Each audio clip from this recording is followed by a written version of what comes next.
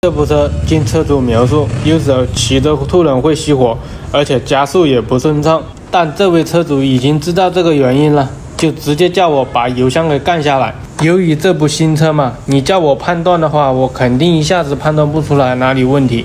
但车主，你遇到过这种问题呢？你告诉维修工修起来，不就很简单了吗？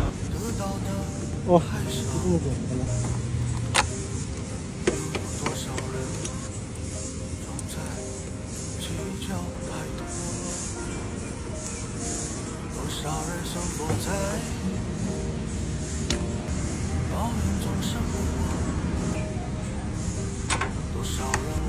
看到这里，你们知道这部车什么问题了吗？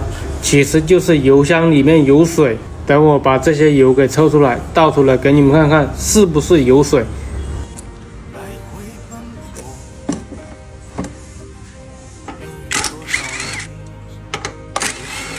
要想把这个油箱里面的积水倒出来，必须把这个燃油棒也给拆出来。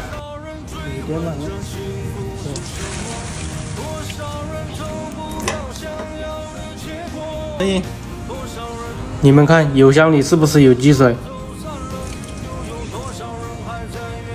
而且这积水还不少呢。像这种情况，你想弄出来还是比较麻烦的。这时候如果你店里条件允许的话，有吸尘器就好办了，就很容易把那些积水给吸出来。如果没有吸尘器的话，想把那些积水给倒出来还是挺麻烦的。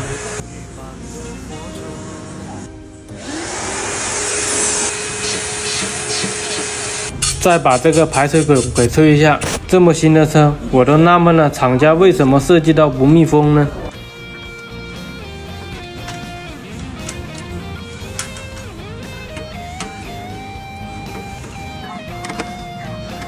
这个油棒跟这个油箱装回去，这个工程量就完工了。我这样洗一下，收了车主50块钱，你们觉得这个收费合理吗？